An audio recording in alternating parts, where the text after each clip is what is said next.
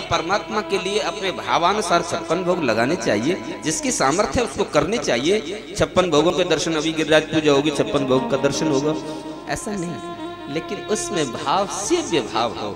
सेव्य भाव किसको कहते हैं? गोविंद मेरा कुछ नहीं, ये तो सब आपका ही तो है, मैं तो आपकी वस्तु आपको अर्पण कर रहा हूँ। तुदियम वस्तु गोविंदम तुभ्य में समर्पे, यह है सेव्य भाव। और सेवा उसी को कहा जाता है जिसमें सेव्य भाव हो। सेवक सेव्य भाव विन भवन तरिय उर्गार, जिसमें सेव्य भाव होता है। अहम भाव नहीं हो कि मैं कर रहा हूं, अहम भाव की वस्तु को भगवान स्वीकार नहीं करते हैं। मैं कुछ नहीं हूं, मैं जहां आगे है ना वो ठीक नहीं होता है। परमात्मा को मैं से प्यार नहीं है, तू से प्यार है। मैं ही मैं छाण कहो तू ही तू, सब तेरा है मेरे गोविंद, मेरा है क्या? मैं तो आपकी वस्तु आपके लिए अर्पण कर रहा हूं, और ये निमित्त मुझे बनाया है, इस शरीर को बनाया है, ये तुम्हारी कृपा है। इस शरीर से आप निमित्त बना करके जो सेवा स्वीकार कर रहे हैं, ये आपकी कृपा है, केवल कृपा है। ये है सेव्य भाव।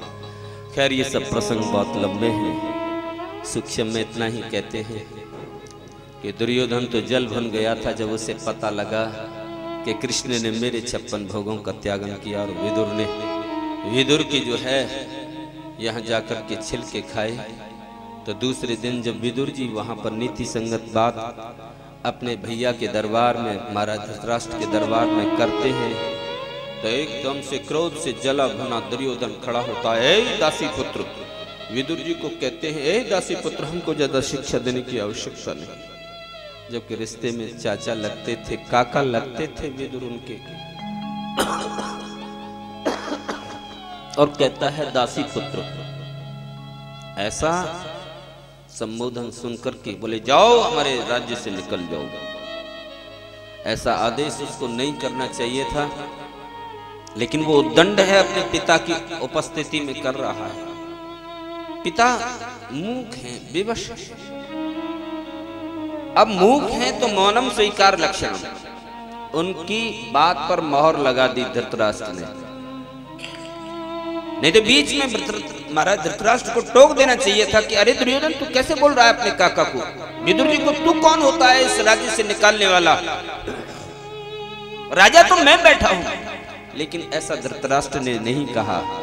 वो मोहंधता, वो मोहंधता थी, लेकिन विदुर तो समझ गए।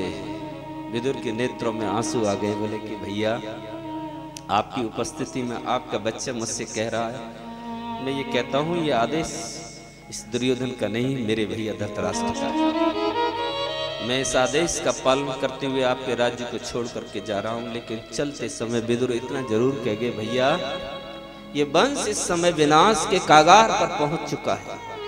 मेरा तो आपसे इतना ही कहना है कि आप हो सके तो इस वंश के विनाश को टाल देना भैया।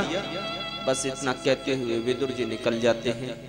सुखदेव जी ये कथा राजा परीक्षित को सुनाते हुए कहते हैं, राजा परीक्षित, फिर विदुर जी महाराज ऐसे ही भ्रमण करते रहे थे अनेकानेक तीर्थों में। उनका मन चित्त विक्षिप्त रहा था। इधर ये महाभारत का महासमर होता रहा। कन्हैया ने सब लीलाएं संपन्न की थी, और भगवान श्री कृष्ण ने इस धरा का भार उतार करके यदुवंश का विनाश भी अपनी आंखों के सामने करा करके, और उद्धव को अंतिम ज्ञानोपदेश दे करके अपने धाम को गवन कर गए थे। ये उस समय की कथा है। और उद्धव भगवान श्याम सुंदर के आदेश का पालन करते हुए उद्धव बद्रिकाश्रम क्षेत्र में जा रहा था, और उनकी भेंट, उद्धव जी की भेंट देखिए विदुर जी से हो जाती है। बोलो राधे राधे। विदुर जी से भेंट कहां पर होती है? कुरु जंगलों में। उद्धव अपने प्रियतम श्याम सुंदर के वियोग को ओहो पागलों की तरह एक जगह बैठ जाता है, किसी लता द्रुम के नीचे, किसी वृक्ष के नीचे, और पागलों की तरह कृष्ण कृष्ण कृष्ण कृष्ण, ऐसे कृष्णानुरागी को देख करके विदुर जी ने, अरे ये तो उद्धव है। बस नजदीक में पहुंच करके बोले, भैया उद्धव जी आपकी ये दशा क्यों हो रही है? परस्पर अभिवादन होता है कि बोले प्रियतम मेरे जा चुके हैं, मेरे भगवान श्याम सुंदर का स्वधाम गवन हो गया है। मेरे भगवान का वियोग मुझसे सहन नहीं हो रहा है विदुर जी, इसीलिए मेरी दशा हो रही है। उद्धव जी की तो दशा कैसी थी, पागलों की तरह एक एक लीला का स्मरण करते हैं। देखो विदुर जी, मेरे ऊपर कितनी मेरे श्याम सुंदर ने कृपा की, मुझे सखा बना करके, अपना प्रिय बना करके प्रत्येक लीला का उन्होंने मुझे दर्शन कराया। मेरे गोविंद कितने कृपा के सागर हैं। अहो वकीयम स्तन कालकूटम, वो पूतना क्या विष आंचल में लगाकर उनको मारने के ध्येय से आई थी, लेकिन मेरे प्रियतम ने तो उनको मातृगति दी थी। भगवान श्री कृष्ण की एक एक लीला का स्मरण करते हैं और कहते हैं कि देखो, अंत में भी मेरे संतप्त हृदय को सांत्वना प्रदान करने के लिए उन्होंने कितना सुंदर ज्ञान उपदेश मुझे किया। विदुर जी कहते हैं, उद्धव जी आप तो सौभाग्यशाली हैं, जो भगवान श्याम सुंदर की सामीप्यता आपको प्राप्त हुई, आप बहुत सौभाग्यशाली हैं।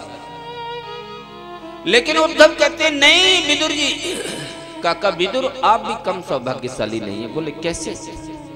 कि भगवान श्री कृष्ण का जिस समय पर स्वधाम गमन हुआ था ना, उन्होंने किसी को भी याद नहीं किया था। मैं तो उनके समीप में था ना अंत के समय पे, उन्होंने किसी की भी याद नहीं की थी। याद की थी तो सिर्फ आपकी याद की थी, और मुझसे कहा भी था कि उद्धव उद्धव आज मुझे काका विदुर की याद आ रही है कि इस समय मुझे जाते समय मैं धाम को जा रहा हूं, इस समय पे यदि काका विदुर भी मेरे आंखों के सामने होते तो मुझे बहुत संतोष मिलता। ओ विदुर जी ने जब सुना उद्धव से कि मेरे प्रभु ने मुझे याद किया तो आनंदित हो गए। मेरे ठाकुर ने मुझे याद किया अंत के समय पे, बोले हाँ आपको याद किया। आनंदित हो जाते हैं विदुर के मेरे गोविंद ने, मेरे कृष्ण ने, मेरे श्याम सुंदर ने मुझे याद किया अंत के समय पे। भाव को करके कहते हैं, उद्धव जी जो अंतिम समय पे आपको ज्ञान चर्चा प्रभु ने सुनाई, क्या उसमें से कुछ थोड़ा सा भी प्रसादी मुझे सुनने के लिए मिलेगी? उद्धव कहते हैं कि विदुर जी, काका जी मैं विवश हूँ, मजबूर हूँ, क्योंकि प्रीतम के वियोग से मेरा कंठ रुग्ण हो गया है। मैं कुछ कहने की स्थिति में नहीं रहा, मैं कुछ नहीं कह सकता आपसे। और भगवान के आदेश का पालन करते हुए मैं जा रहा हूँ बद्रिकाश्रम क्षेत्र में। समय का भी मेरे पास में अभाव है, क्योंकि वहां से राधा रानी का उपासना करके मैं ब्रज लौट करके आऊंगा, ऐसा मैंने प्रभु से मांगा है। हाँ, पर एक बात मैं कहता हूँ, जिस समय प्रभु मुझे ये ज्ञान चर्चा सुना रहे थे तो मैत्रेय जी भी उस समय उपस्थित थे। मैत्रेय जी से ये कह करके गए हैं भगवान के काका विदुर आपके पास आए तो समस्त ज्ञान चर्चा आप सुनाना। आप जाओ मैत्रेय जी के पास में। और विदुर जी उद्धव जी से विदा लेकर के मैत्रेय जी के आश्रम में जाते हैं। ये हरिद्वार क्षेत्र में ही मैत्रेय जी का आश्रम भी बनता है। देखिए ये चर्चा, ये कथा विशिष्ट तौर से गंगा के किनारे ये सब ज्ञान चर्चाएं बहुत चली हैं। बोलो राधे राधे। यहाँ एक वातावरण बनता है, यहाँ एक कहते हैं ना, इस प्रकार का वातावरण बनता है कि यहाँ भगवत चर्चा में मन लगता है। यदि व्यक्ति अपने संसार को थोड़ा भुला करके यहाँ बैठे तो, और संसार को याद ले करके बैठेगा ना तो कुछ नहीं पाएगा भैया, क्योंकि दो चित्त कतहु परितोष न लेहि, दो चित्त कभी फल की प्राप्ति नहीं कराते। यहाँ तो एक रस होकर के अपनी दुनिया को कुछ समय भुला करके यहाँ बैठना होता है, तब तो इस भगवान की कथा का वो सही मायने में आनंद प्राप्त कर सकता है। और संसार की स्मृति को लेकर के यहाँ बैठा ना तो बहुत कठिन है डगर पनगट की भैया। फिर तो वो पाना जो पाना चाहिए वो मिलना फिर बहुत कठिन हो जाता है। एक रस होकर के यहाँ अपने आप को, लेकिन मैं ये भी नहीं कहता ठाकुर जी की जो इच्छा होती है उनको इतना मिलता है, जितना मिल रहा है और जितने समय के लिए मिल रहा है ये ठाकुर जी की कृपा है। जो इतनी दूर से चल करके आए, मैं तो ये कहता हूँ कितनी सुदूर से भी लोग चल चल करके आए हैं, और जितने समय के लिए आए हैं वो साधुवाद के पात्र हैं, सभी साधुवाद के पात्र हैं। यहाँ आए, इतना कठिन परिश्रम करके आए और यहाँ से अस्वस्थ होकर के भी लौट रहे हैं, भगवान उनको जल्दी से स्वस्थ करे। बोलो राधे राधे। व्यासपीठ से ये भी कामना है, क्योंकि आने जाने में थोड़ा सा मौसम का परिवर्तन होता है, पानी का बदलाव होता है, सफ़र की भाग दौड़ होती है और फिर विश्राम न मिलने फिर भाग दौड़ रहे, तो अस्वस्थ होना एक स्वाभाविक बात है ना।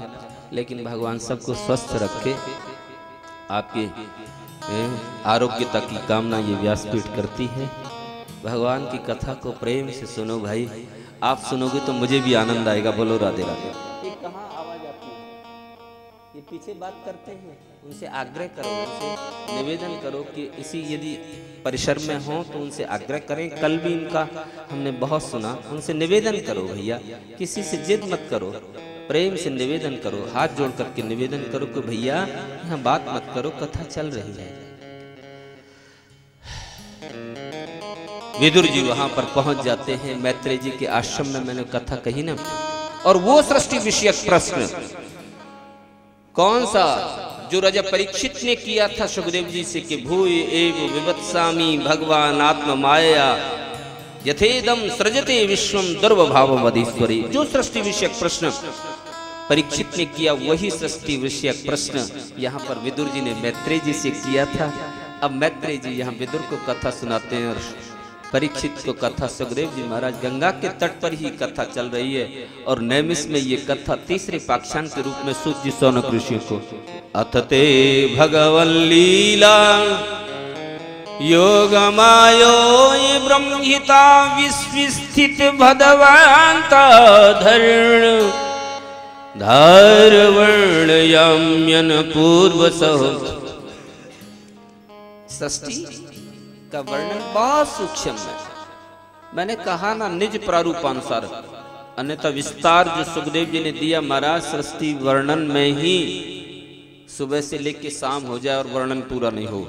लेकिन वही वर्णन सार गर्भित 2 मिनट का भी होता है, 1 मिनट का भी होता है। सार गर्भित क्या है कि विराट पुरुष के नाभि कमल से ब्रह्मा की उत्पत्ति होती है, ब्रह्मा जी को तप करने की भगवान की प्रेरणा होती है, ब्रह्मा जी ने तप करने के बाद में सृष्टि की, देखिए, और सृष्टि सबसे पहले वृक्ष आदि वनस्पतियों की। सबसे पहले अज्ञान की 5 वृत्तियां आई। पहले ज्ञान से पहले अज्ञान आया। बोलो राधे राधे। क्योंकि अज्ञान में से ही ज्ञान पैदा होता है। अज्ञान की 5 वृत्तियां तम मोह महामोह और अंधता मिश्रची। इसके बाद में भी उनको प्रसन्नता नहीं हुई तो पवित्र मन के द्वारा 4 ऋषि कुमारों को प्रकट किया था ब्रह्मा जी ने। कौन से? सनक सनंदन सनातन सनत कुमार। इनको सृष्टि का अनिच्छुक देख करके ब्रह्मा जी को एक क्रोध आता है और क्रोध आकर के क्रोध एक बालक के रूप में प्रकट हुआ जो कि भगवान भव के नाम से जाना गया। विधाता से प्रकट होते ही रो रो करके रहने के लिए स्थान मांगने लगा। ब्रह्मा जी ने कहा अरे तुम तो जो है प्रकट होकर के ही तुम रोने लगे, अतः प्रजा तुमको रुद्र भी कहेगी। जो रोने वाला है वो रुद्र है। बोलो राधे राधे। मैंने तुम्हारे रहने के लिए हृदय इंद्रिय प्राण जल पृथ्वी अग्नि आदि स्थान मैंने तुम्हारे रहने के लिए जो है रच दिए हैं। उनके नाम भी बतला दिए। मन्यु मन महनिस शिवी ऋतुद्विज उग्रता भव काल वामदेव। ये तुम्हारे नाम हो गए रुद्रों के, और रुद्राणियों के भी नाम उमा नित्यसुपी इला अंबिका सुधा दीक्षा, इस प्रकार की उनकी पत्नियों के नाम के। इनसे तुम संतति उत्पन्न करो। और जो है रुद्र ने बहुत अच्छा कहकर के उस संतति को उत्पन्न किया, लेकिन वो संतति भूत प्रेत पिशाचों वाली वो सृष्टि का उल्टा विनाश करने लगी। ब्रह्मा जी ने कहा भैया ये सृष्टि बंद करो, तुम ये संतति बंद करो और पूर्व तप करो। रुद्र ने बहुत अच्छा कहकर के तप में लग जाते हैं। ब्रह्मा जी ने पुनः सृष्टि का फिर संकल्प किया। उसके बाद में 10 पुत्र उन्होंने उत्पन्न किए थे। ये 10 ऋषि हुए, मरीच अत्रि अंगिरा पुलस्त पुलह क्रतु भृगु वशिष्ठ दक्ष और नारद। ब्रह्मा जी के मुखों से वेद और उपवेद उत्पन्न हुए।